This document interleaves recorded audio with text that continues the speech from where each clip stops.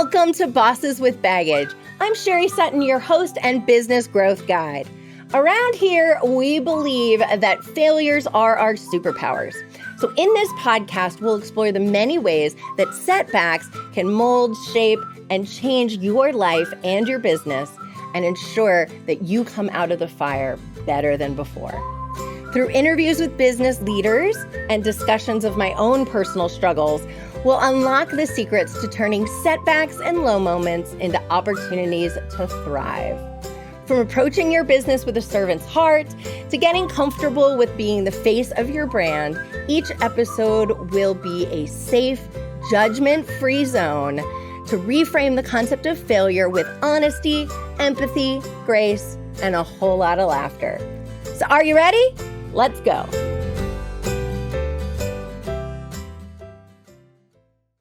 Hey friends, I am so excited to be here with my friend Jim Savage. Jim, say hello. Hello.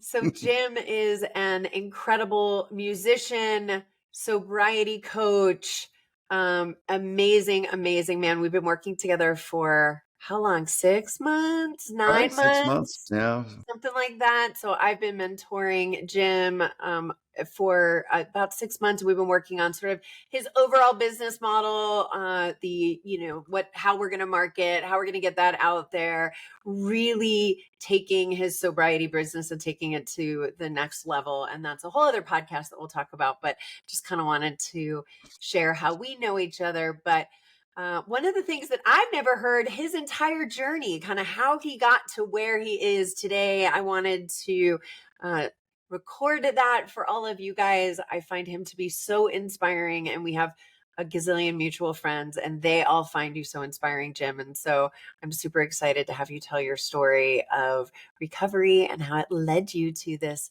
fabulous career as a coach. So give us a little introduction to who you are, and then we'll get right into the baggage.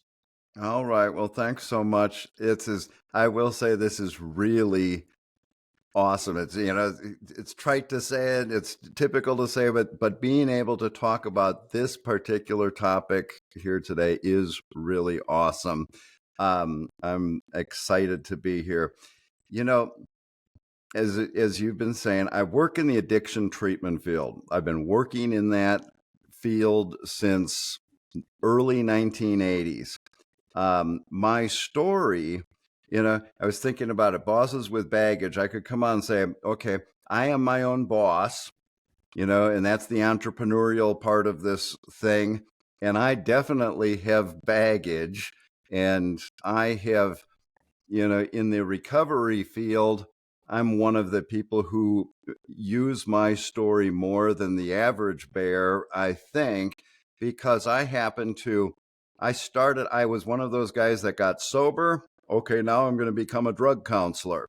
And I started working in that field, and I didn't work a recovery program, and I ended up relapsing as a drug counselor. And I ended up in drug rehab as a relapsed drug counselor. And that was a shameful, humiliating public scandal, as bad as it gets, experience for me. And I became what they called an impaired professional. And that meant I couldn't work in my own field when I came out of treatment. And so how long were you a sobriety coach before, or what's the right word? I keep saying sobriety counselor. I was a counselor. Yeah. How long were you a counselor before you relapsed? 5 years. I don't know if I called myself sober for 5 years at the time that I relapsed. That wasn't even, we won't go into all those details. That's another story. But I'd been working as a counselor for 3 years, employed 3-4 years when I relapsed. So enough for people to know who you were and know that that's what you did. Oh, heck yeah. I was the head of I moved from Minnesota to Texas to take the job in McKinney, right over from, I was across the street from your office. Relapsing I was the head of the school program for in this school district. I was the drug counselor who came from Minnesota to save the kids. And I was on the front page of the McKinney Courier Gazette. He's here to help the kids. And I was this long-haired Yankee coming in talking about recovery, and I was telling the parents, you need to look at your own issues and all that kind of stuff. And they were gunning for me before I ever went down. And so you can imagine when I went down with a flame, flame, flame. So yeah, people knew. People Well, knew. how long were you, and for those of you guys don't know, this term I'm about to say is like, how long were you back out? So, and when you're in the recovery world, as I am as well, we talk about going back out, which essentially means like, going back to whatever your addiction of choice was. So how long were you kind of back out? Well, again, that's sort of a long story. Technically, I was sober for 3 years. I relapsed, and that was 2 years before this happened, what I'm talking about. And so really what it was is I never got the horse back in the barn. I called myself sober, but I wasn't being honest about it. And I would use once every 6 months kind of thing for that period of time. But then there was one last, real binge, a couple months, and I was like, okay, I got to quit this. And I got into finding out what it means, the whole "I'll quit tomorrow" thing. So I had been out for 2 years.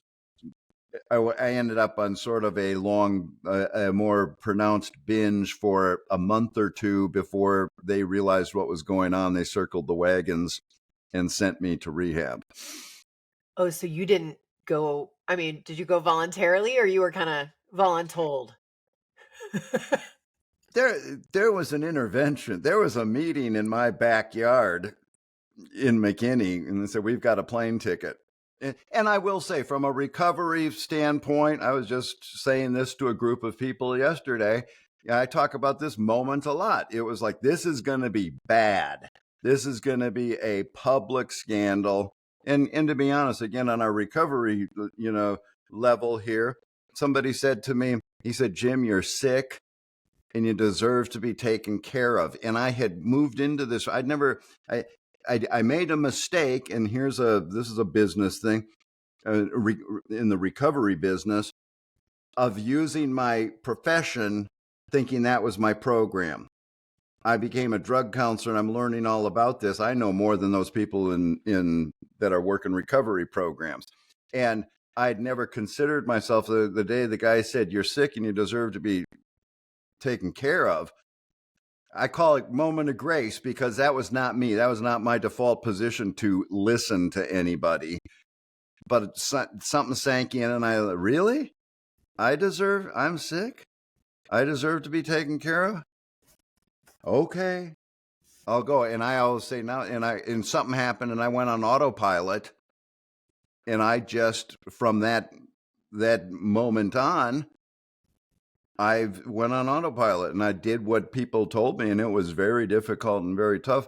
That was 35 years ago, and I'm still not perfect, but I still sort of got the autopilot thing happening.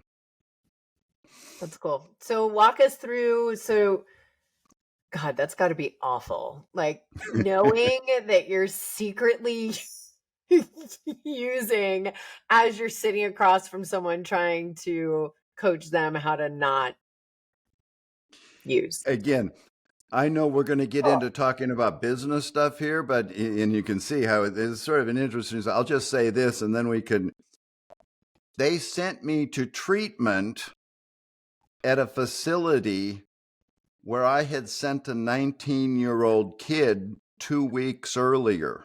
Wait, were you there together? We were there. He walked out of the cafeteria with his little tray in his hand, and he looked up and he saw me. This was in Arizona. We were from Texas. And he looked up, he thought I was there to visit him. And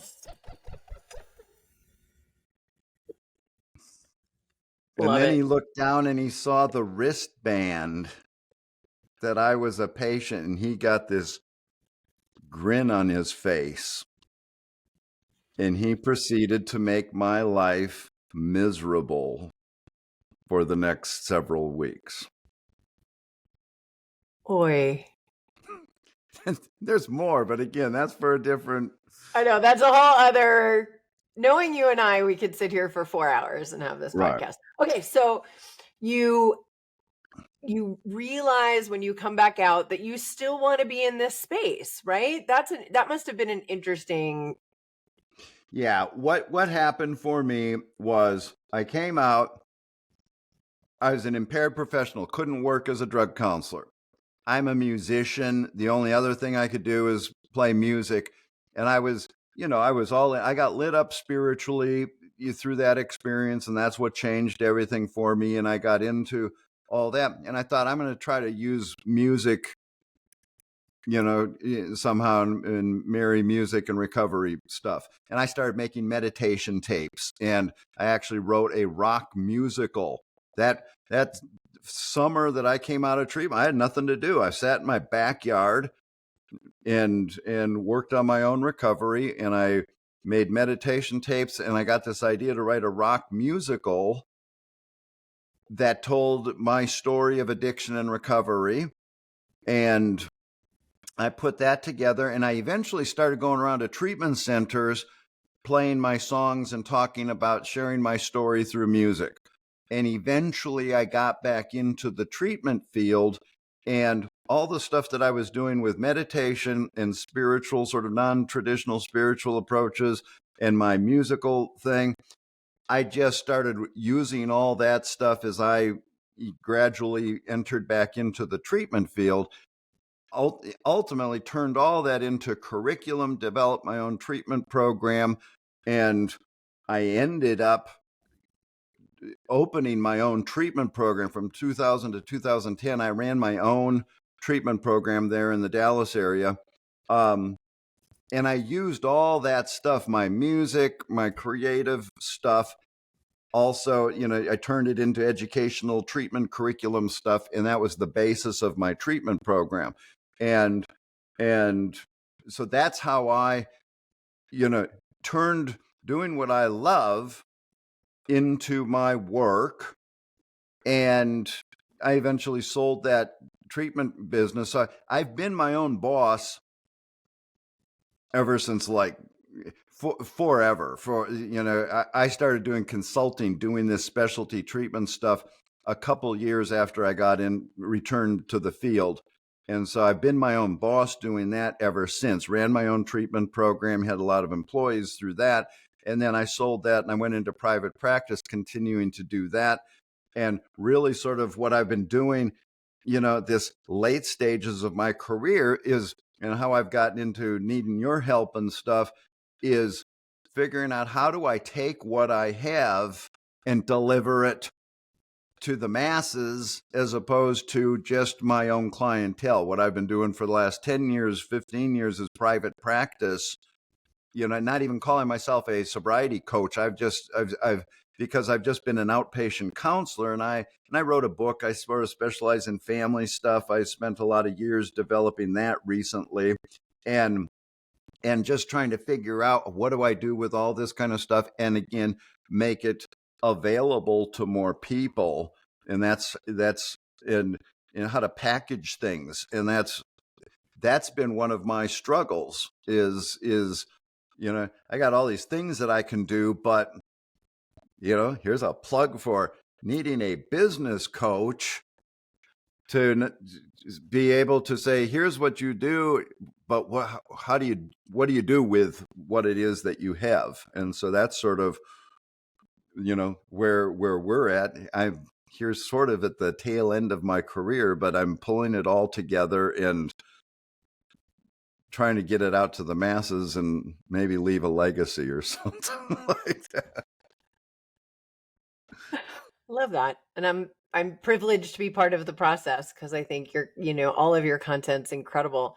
I kind of want to go back because I think one of the things I find so interesting about your journey, and you just illustrated something to me that I didn't realize, which was a lot of sort of the curriculum that you created, right? The rock musical kind of happened as a way for you to recover, right? It was an artistic project that you use to help in your own recovery. But then I find there's an interesting shift that happened to somewhere, which was I can use this to then help others. Like, walk me through what that looked like. Was it, you said that you just sort of started going to recovery centers and like playing your songs, like, because I think people don't realize sometimes the gold that they have, right? Like, I wrote this thing, or I created these journals, or I created this rock musical. They don't see it as a way of being of service. And somehow that became, you've done that and then created a whole career and business out of it. So I'm curious about the initial stages of that.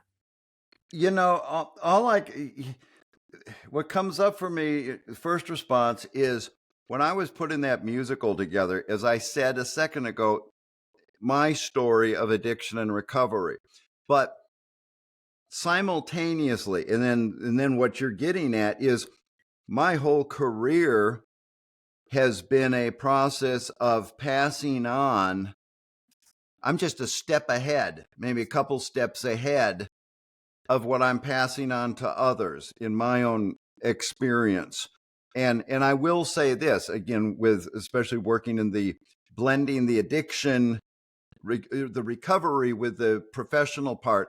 I'm a strong, loud advocate for, because I learned the hard way in this business, separating my personal recovery is not my business. I mean, is not my, you know, my professional life is not my personal recovery. But to that, I would say walking sort of a razor's edge of, when I wrote that musical and the things that I was learning spiritually, like you and I have talked, about my recovery wheel that's based on the medicine wheel, life is a circle. And I was learning other spiritual things. And I realized I was having these lights come on, thinking I was the first guy who ever discovered this. And then realizing I don't think I'm the first guy that has learned this, that we all have the same story, basically. And you can look at it from different models. And so then I realized my story through that musical is everybody's story. And so I started, that's what I would say. This is your story too. And particularly with the creative stuff, metaphor, it's powerful. And I also do storytelling. That was another big part of my thing. I haven't really talked much about my storytelling stuff.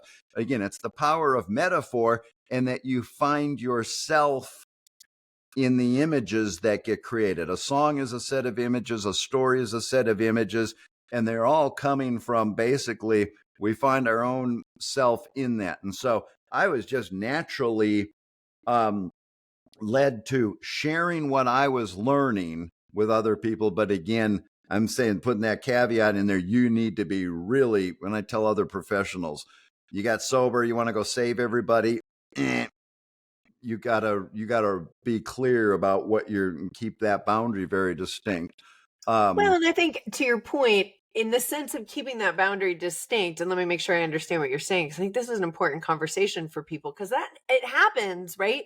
Early sobriety, you're on your pink cloud, you're like, I'm going to go help everybody, right? And we all start some big project about podcast, about recovery, something, right? Those of us who are a little more type A and really want to share. I think what you're saying is you have to keep that difference between, this is my way of being of service, maybe through work or something else, but I still need to maintain my own recovery program, because without that, I can't do all of these other pieces. And you said this in the beginning of your story, which was, I thought that this, the quote unquote service that I was doing through work counted as my recovery journey, and it's not. They need to be separate. Yeah, and again, knowing where you're going with the purpose of this podcast, I also realized this, talking the fact that I'm in the recovery business, as opposed to, there's a lot of other people that aren't in the recovery business, entrepreneurs that are, how are you helping? How are you providing service? There's a little bit of a distinction with that recovery versus professional thing. But because I think that also it's it's an example of doing what you love, and that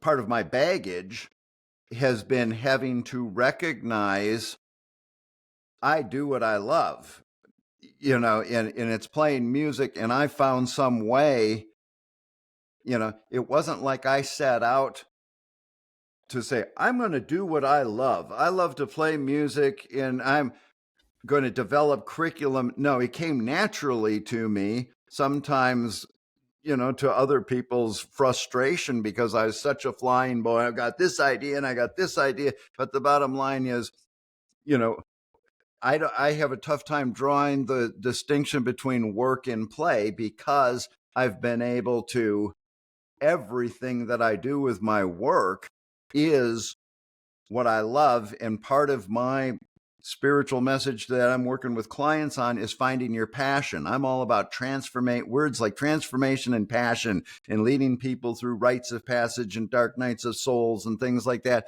to find your passion. And so all the music, and you've known, this room that I'm sitting here, this is the embodiment of my passion. And at this stage, I'm right now not owning my own treatment program. I'm delivering it through the screen, whether I'm recording myself here or I'm playing songs and writing new music or recording meditation stuff. That's all my passion. But again, there's challenges that come. I remember early on, I heard I used to say, I think it was my quote. I was going to say, I know some quote, but this is actually what I would say.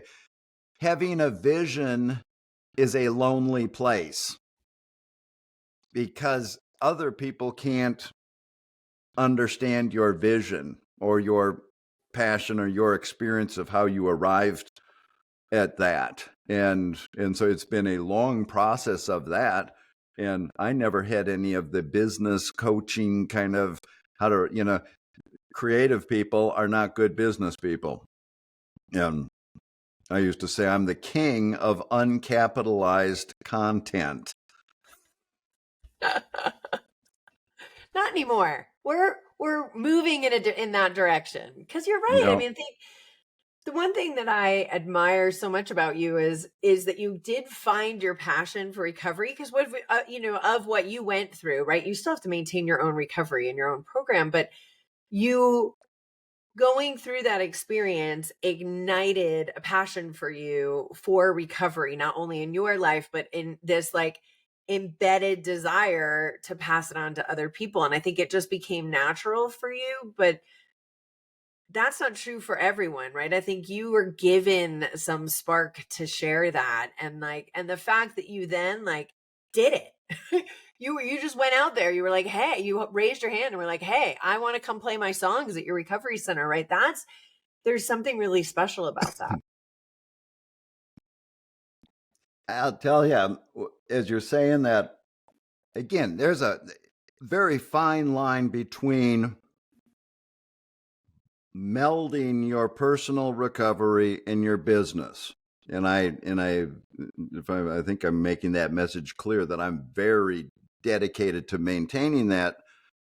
But I have successfully done that. I'm picturing some of the things that I've done in my career through, helping other people.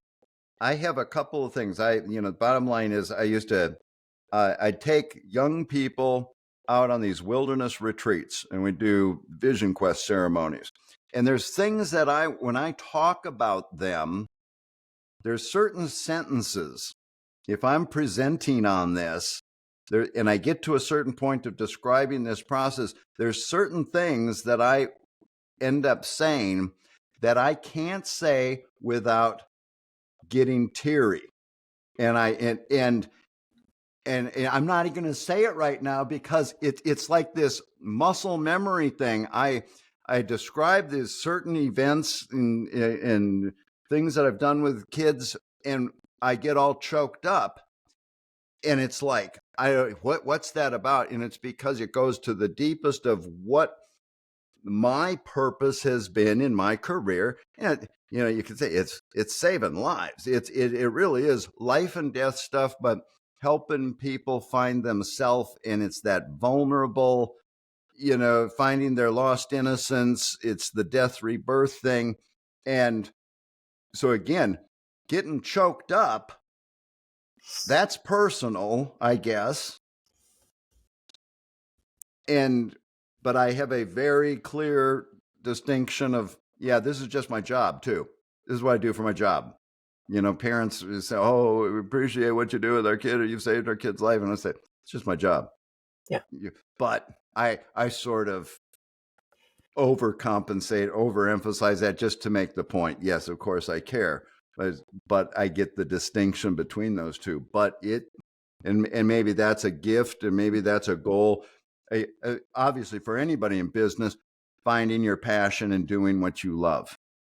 Then Yeah, and you do it. Like you did it, right? And you've done it for a very long time, and you keep finding other ways to evolve. And I think there's so many people who have that spark of, I want to serve, I want to help other people, based on, the experience that I went through, right? Like, I've been there with you. I understand what you're going through. Let me now guide you through this journey. And like, quite literally, doing vision quests as you do with kids. And I think, but that's the dream, right? I mean, all the other, I think you've just been maybe doing it so long you've forgotten, right? Like, because I think anybody else listening to this, even, me, who's 3 years into this, right?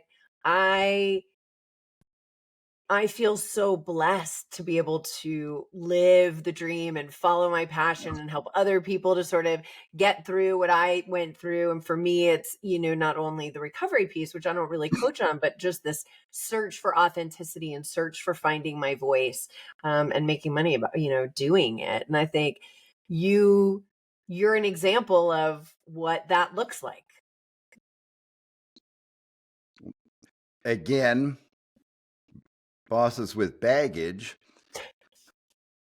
I still have to struggle in recognizing, this is my own personal, like I said, we're having a therapy session here to the rest of the world. I still struggle thinking people have to point this out to me. Look what you've done. And I sometimes don't feel successful because I haven't made $1 million or whatever doing this. And I still feel like I'm figuring it out, even at this stage. And that's again my own baggage. We could unpack whatever is in here that makes me view things that way, but I'm getting enough to recognize that, yeah, I'm very clear about being able to say, find your passion, and I have followed a vision, and I've lately, as I'm doing this stage of my evolution and starting to do talks and videos and live streams and stuff, I started talking about this. And I did one talk, the first live stream that I did, I told the whole story of finding your passion and following it, and what a gift that is. Both, one, to be able to pass that on to other people, and if you're able to make that your work, that's that whole Buddhist thing about what do they Dharma. what's that? Dharma. Right living, or something about living, right, sacred living, or it's basically making your career your sacred path. Yeah, Right livelihood. That's right. what it's. Yeah. Yeah, and I think for me it's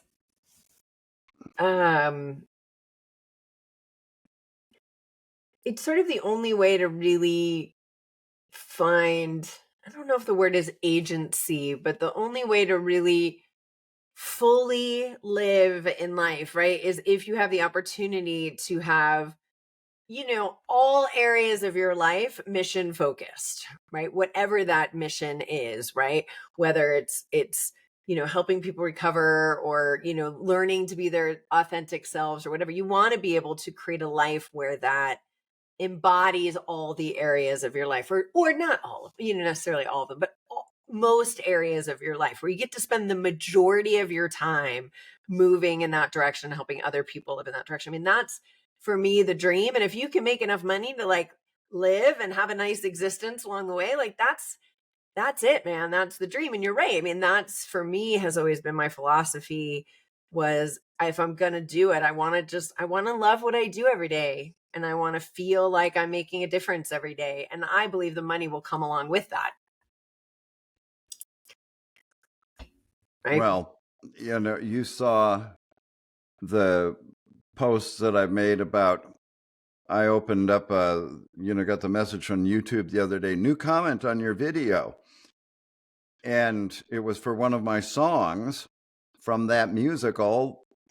And when I say I wrote the musical in year one, 35 years ago, really what I did is not write all the songs new.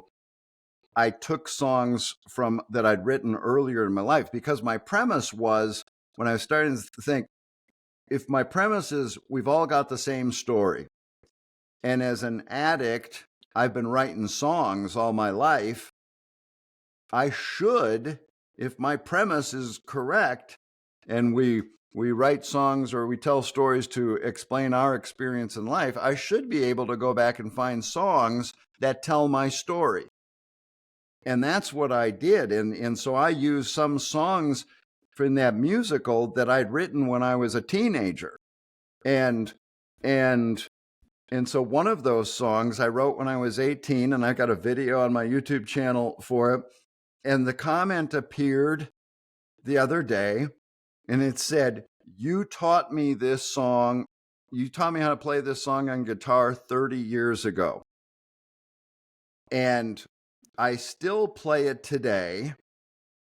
And I was just teaching my 18-year-old daughter this song, and she was blown away by it. So I decided to look you up on the internet, and here you are with a recording of this song. And then he said, you made a huge impact on me in the short time I was in your group at this treatment center in 1996.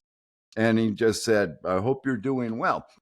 And I was like, okay. And again, seriousness, that, I guess I have to try to let that sink in. I think the correct response is humility. Like, talk about being used in the big picture, and being used for a purpose when this is all over and done. And ironically, that song happened to fill the part of the story in that musical about family issues being passed on from generation to generation. That's what I used that song to teach about. And I thought, I wrote that song when I was 18.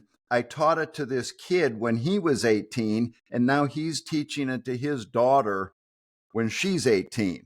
And he's saying, you made a huge impact. I'm going to take that as it must have steered him in some direction in a positive thing, which that song happened to be about. From generation to generation, you can stop the dysfunction at any generation, and you can pass on positive. And it looks to me like that's what was going on with that song. And so again, you want to talk about putting things in perspective in literally your life's work. And here I am, well, I'm not making enough money. But okay, what's important? And like I say, in the bigger picture, how are you being used? And are you letting go and becoming a channel to be used, keeping in mind concepts like right livelihood or being of service, and follow your passion, and everything else will follow. Yeah. And I need to hear myself say that as I'm saying that out loud. We all do. I mean, I think you're blessed that you have that opportunity to have some people because you've been doing this for a long time, I think if you put it out there, I know if you've talked about doing this, is like put it out there and get those referrals back, right? Because I think sometimes we can't see ourselves unless it's reflected back to us in someone else's mirror, right? Like they become mirrors to us because we just don't see our impact, right? We don't see what we've been doing. We also sometimes, I think, don't see our own gifts. Like we don't realize where the most impact could be. And also, therefore, then how do you translate those into things that you can offer as products that will not only serve, but will also help you to make money, right? And that's one of the things that you and I've been working on over the last 6 months was like, what are the things that you have in this huge repertoire that we can pull out and start, not only doing good, but making some money, with those along the way that can then support you to make even more amazing content that'll help people. Right. You know, So trying to think of what I want to talk about next. One of the things that I always ask my guests is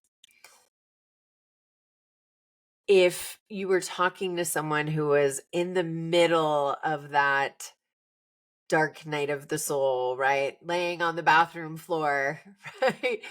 Whether it's from alcohol or, drugs, or for a lot of us, it's just, oh my God, I've created a life that I hate. Right? Doesn't even have to be something as dramatic. What's the one thing that you would say? you know, another comment that I got on a YouTube the other day. I think I did a short or something about finding your passion. I can't, it was something. Oh, it was the one that says, it was a picture of me here. And I'm in my creative space. And I had words like transformation, inspiration, innovation. And that's me. That's the embodiment of me. And I had that in a short. And somebody wrote on there, I wish I could find my space. And I think that person had also commented on another one of my videos that was about addiction. I did a little short about from one of my songs that was about the despair of hitting bottom. And I think that same person commented something to the effect, I can relate. I'm reading through between the lines. I think there's somebody who's struggling. And then she saw another video about the creative space. And I just responded online there. It was something I happened to be talking about with a client just like the same day. I said, what's the thing that makes you the most happy doing?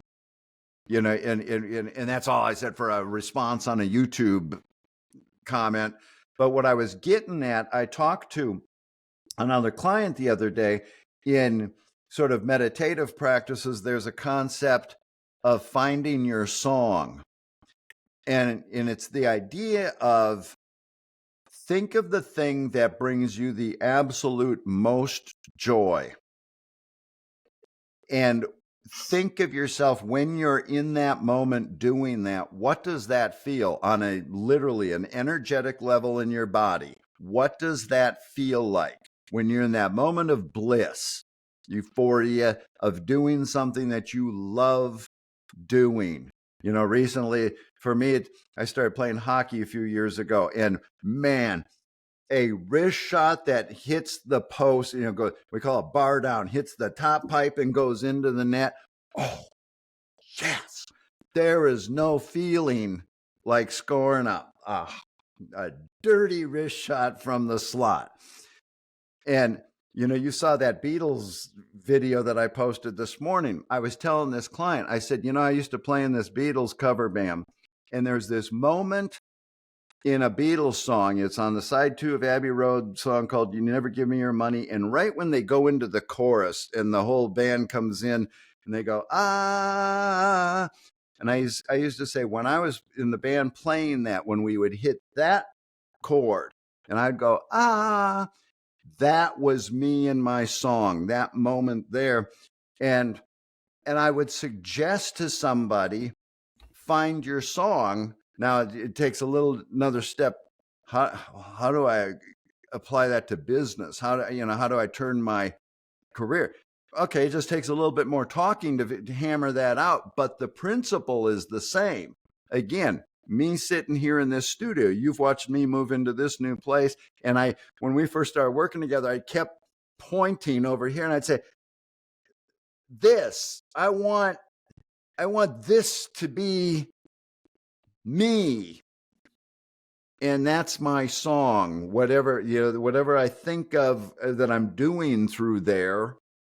And so that right there is any business person's, whatever their services that they're employing or delivering, find your song. Can that be your song? And so the idea, short answer, what makes you the happiest? What gives you your bliss? What do you feel the absolute most joy about? And then use that as a starting point to, how do we translate to real life tangible stuff? Yeah. And there's always ways to make businesses from those passions, right? Because if they're genuine, and they usually are, there is always a way to you monetize it. We just sometimes can't see it when we're in it, right? And that, shameless self-promotion. Like that's what I do. That's what I kind of help people figure out is like, okay, I've got this passion to help people with this thing, often because I went through this. How do I make that into a business, right? How do I make money at it while also doing good, right? And I think you're such a good example of doing that, right? It's taken on many incarnations over time, right? But it's always been the same passion.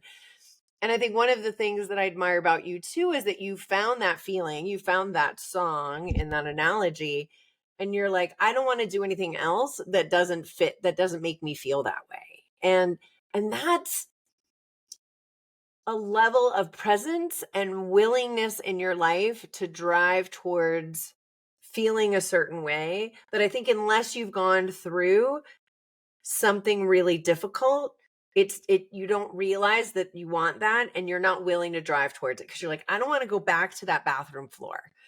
So this is how I want to feel and I'm going to do whatever I need to do to drive towards that. I'm having a moment. I'm remembering at a dark period. It didn't have anything to do with my recovery journey. It was business wise, a dark business period when I owned that.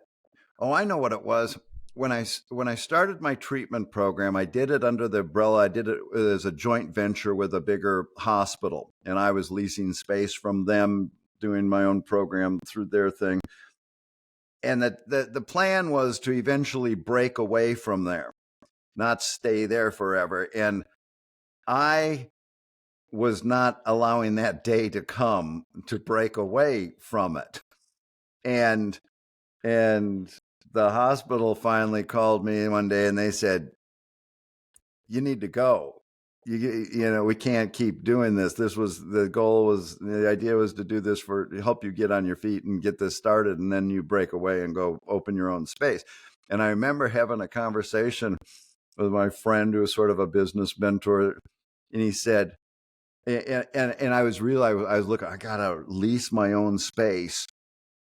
And I was looking at the numbers and all that kind of stuff and it's like, I can't do it. It's not sustainable. It just, I remember I was on a flight and I was talking to him and I said, I've created something that can't be sustained.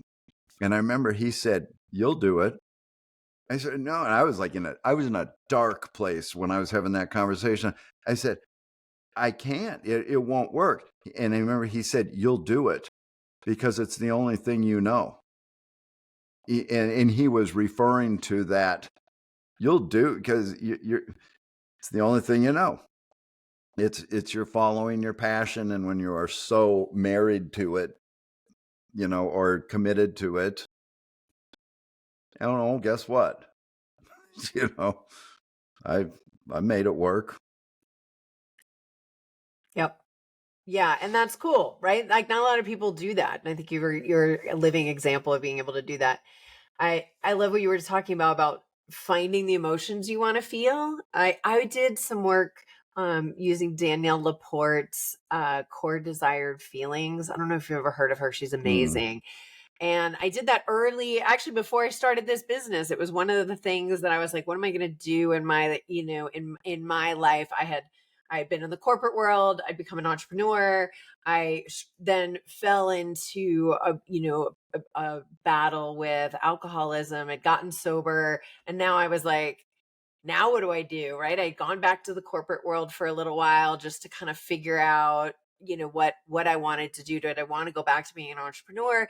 And I found Danielle Laporte and my sort of just trying to understand what was next for me in my life. And she talks about creating this list of core desired feelings and going through that process. And I still have them. I don't have them up on my wall right now just because I redecorated, but I have a list of my core desired feelings, and every decision I made, whether it was what I was going to eat, what I was going to wear, what I was going to, where I was going to go that day, what job I was going to take, right? Decisions small and large. I would look at my list of core desired feelings and I would say, okay, does this make me feel, right? They're like spunky, expansive, connected. And if it doesn't, then I'm not allowed to do it.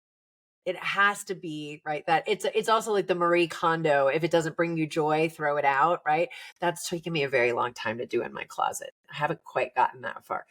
But I love that idea of like find the emotions that you want to feel and then go after them and be willing to set boundaries and say, I'm not going to do anything in my life, in my career, in my relationships, in anything else that doesn't give me those feelings. Because if I don't, I'm going to end up back on that bathroom floor. And because I've been there, I know what it's like. And I want to be here instead. But being willing to make the decisions to make that happen. It's tough stuff. Yeah, because it's scary. Because now you're setting boundaries, especially, for many people who've gone through some dark night of the soul. A lot of times that happened because we didn't have boundaries of some sort, right? And we always struggled with that. So being able to say, like, I'm going to do this for me, and I'm okay. I'm going to walk away from things that don't serve me to make me feel like this, and that's the work. Well, and it's also, you know, again, from the baggage standpoint, it's one thing to, commit to, okay, I get this idea of doing things that make me feel good, but also the whole limiting belief stuff, whatever our set of circumstances are that we inherited through our, environmental, circumstances growing up and stuff like that. And that's the stuff, that's my biggest saboteur for this business stuff is whatever it's called, limiting beliefs. Maybe some people's are opposite of limiting, they're too full of themselves or whatever, but I think a lot of people relate to, I can't do that, or a whole host of different, sabotaging thoughts. Me, I spend so much time not hitting record on these new videos because I'm worried that I'm not going to say it right and I don't get past it, or um just asking for help, learning how to ask for help. That's another huge thing, and again, to me, it sort of sums up with our discussion here and your purpose, this podcast and the work that you do. Again, find your passion, but creative people especially, I know for myself, I need the guidance. There's nothing wrong. I've had shame about I'm a lousy businessman, and that's what adds to that negative beliefs about myself. Okay. Getting help is really valuable.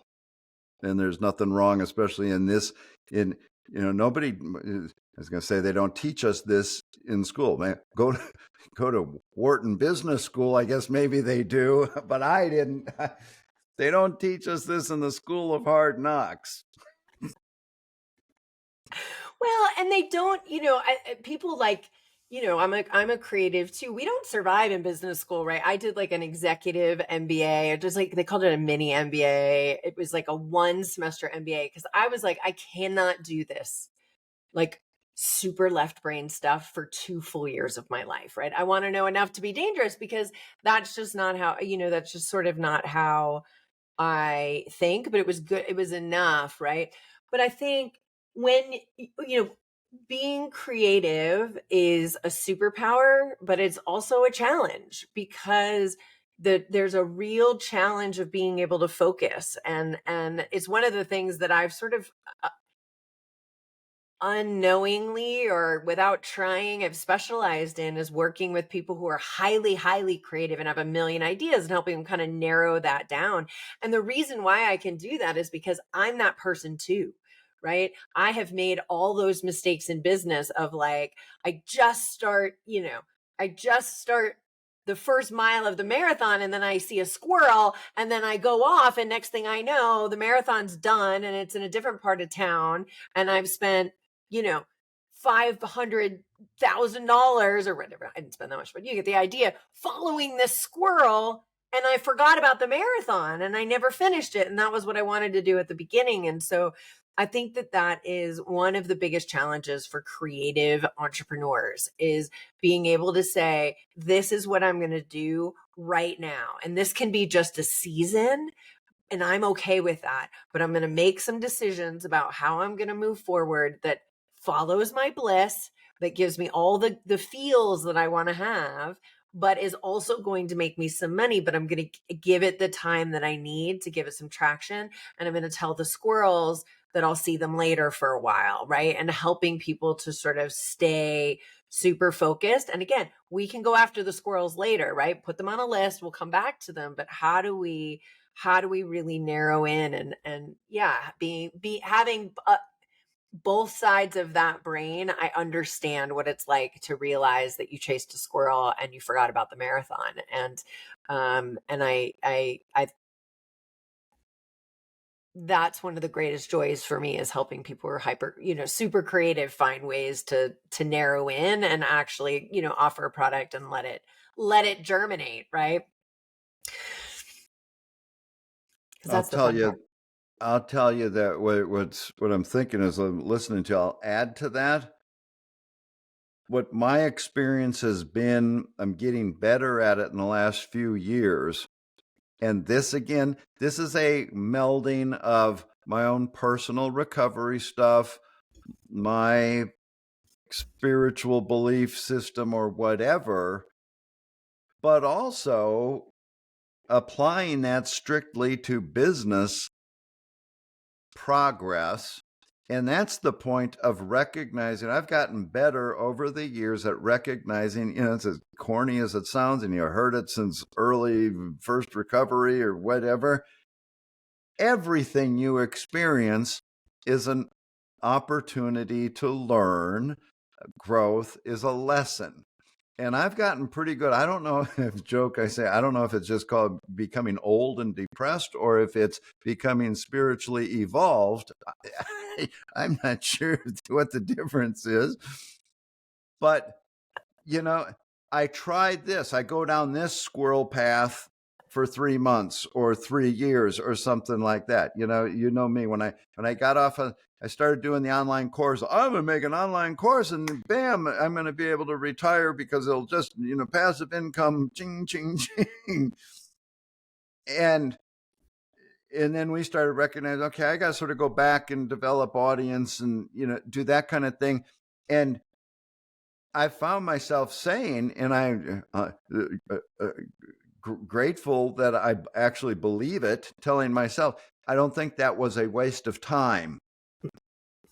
It was part of this thing. Or even when I try something that doesn't work, being able to recognize, no, that's a learning thing. And I even, I learned from, okay, I make a TikTok short thing, and I watch it and I look at it a couple of days later and I see what works from that. What gets my eye? Okay, I'm learning more. going through, you helped me redesign my website. And, it's like, you're frustrating. No, that's too much. No, that's too much. The message. And I'm like, no, and I'm able to recognize I'm learning from everything. And again, whether that's a good, a valuable way to blissfully go into the end, and we had, when it's all over, is that we had no idea what we were supposed to be doing anyway, but we're putting our ideas to, I'm doing what I'm supposed to be doing, or I'm not doing what I want to do, and I can be frustrated about that or whatever. But you know what? It's all happening the way that it should. How I respond to that, is affects how I feel. But I'm grateful that I've been moving more towards being able to recognize that everything is a learning thing and there are no failures. Yeah. And we're always going to, we're always going to do things in our business that are, and in our life, that are going to flop. Maybe if they're not huge flops, there could be little flops, right? And that's okay, right? We're going to post the TikTok that we think is brilliant and it gets no likes, right?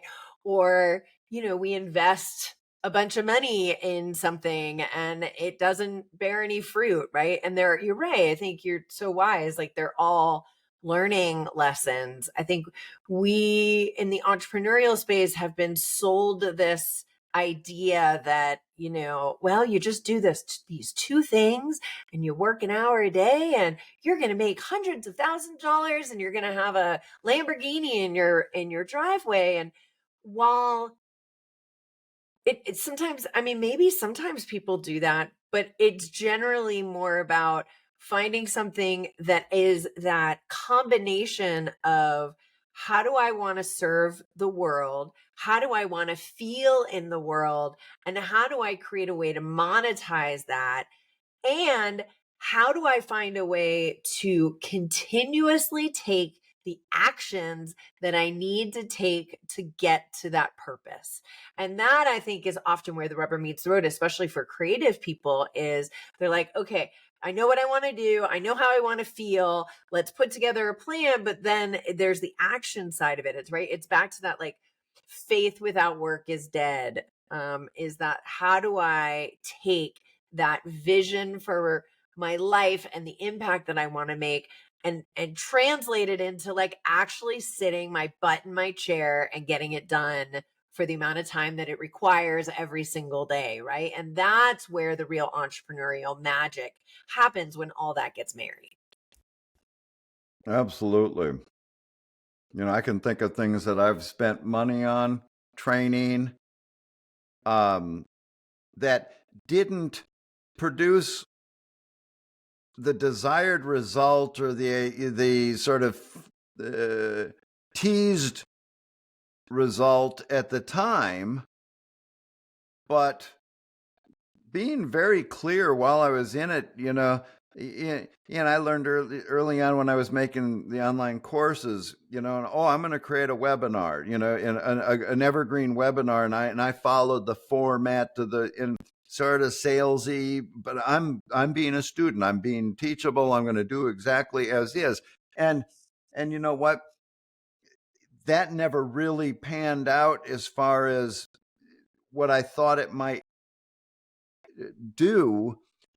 But the experience, I created a whole bunch of stuff, and the content that I created is so valuable, and just used in a different way. And so that's an example of what I mean, of being able to recognize, okay, this, I'm not getting the desired result for this, but the lesson in here is, oh man, in one of those first things that I spent money on for training in this, the premise, one of the, they're talking about, getting over our fear of being salesy, and sleazy salesy stuff. And the concept, and again, I'm not making fun of this, the concept of putting forth, selling is serving, that you've got something that helps people, and if they don't know that you have it, it can't help them. And so there's this weird, we don't want to feel sleazy and salesy. And even as I'm saying that, I know that that comes up. I still struggle with that, but I got to tell myself, no, they don't. It's an opportunity to help people. But again, that's what I mean by that limiting belief stuff. We can have all sorts of thoughts that come in and can distract us. 100%. 100%. And that's a very common one, right? Is, I don't want to be sleazy, right? But then we have to find ways that we can create content that doesn't do that, right? And that's a whole other podcast for another day, right? But it's all about always serving, right? Even when you're creating your content, how can I make somebody else's life better by sharing this story, by giving them this little tip or whatever? And if they buy, they buy. And if they don't, they don't. Right? That's not, you believe that by putting that out there, you will attract the people who need you, and that will bring you the money that, is appropriate. Right. And I think looking at it that way and looking at your content as service, as opposed to sales and me trying to get a buck, right? It shifts the feeling of it from hustle to back to our core desired feelings, right? And back to our mission. And you're doing a great job of that. Well, I was just going to say, and trust me, I'm listening to this right now, because as soon as we get off of this, I have to hit record. I've been struggling, procrastinating with this next video that I need to make of a topic that I've been saying for 30 years. I say every other time I share in a support group meeting, I'm saying this, that I'm going to give this video on, and I'm not hitting record because I'm stressing over the first 3 minutes. How do I get into it without going too long, or blah, blah, blah, blah, blah. And I, on all these things, and people like you or other support people around me, they remind me that thing. I'm just doing this to serve. Stop worrying about, if you enter it with, I've got something that can be helpful for people to hear. I need to get over myself, hit record, and deliver something, what I know, can help people. And I know how to say it. Okay. Oh, it might not be perfect. I might flub over a word or Whatever. Everybody flubs over words all the time. And that's right. totally okay. It makes us human, and people buy from people. It's such a valuable mindset shift. It just changes everything. I talk to, my spiritual mentor guy, and I'll say, I'm dragging my heels. I got this thing I need to do today. And he'll always reframe it. Well, you're going to be helpful to other people, right? Oh, yeah, that's right. I need to hear that. And that shifts the mindset. And that's really valuable stuff to be aware of. Yeah, for sure. Well, thank you so much for being here today. If people want to hear that video that you're about to record as soon as you get off the phone with me, or the video with me, where can people find you? Where can they learn more about you? And I want you to do a little plug for your amazing book as well. YouTube, Jim Savage Recovery. My website is jimsavage.net. I got a couple books. You're probably talking about my most recent is an ebook that's called Sobriety Doesn't Have to Suck, a guide to finding excitement, renewal, and spiritual fulfillment in recovery. And that you can get that on my website. That's a free download, free ebook that you can just pick up. A guide to finding excitement in recovery. So that's it. Go to my YouTube channel. All my music and stuff is on there. The website. shows services that I offer, coaching for both individuals and families. Awesome. Well, thank you so much for being here today. I appreciate you so much. Thank you so much. And make Been great. sure that you go follow Jim. And if you enjoyed this podcast, please give us a like, a comment, a share. And if you know anybody who would be a good guest, please let me know. You can find me on any of the social channels at Sherry Sutton. My website, sherrysutton.com.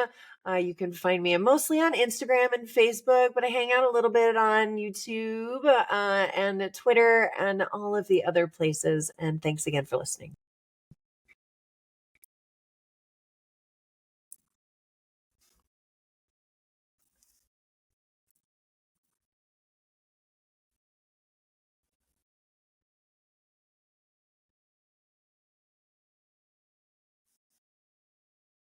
Thank you for listening to Bosses with Baggage. We are honored that you chose to spend your precious time with us.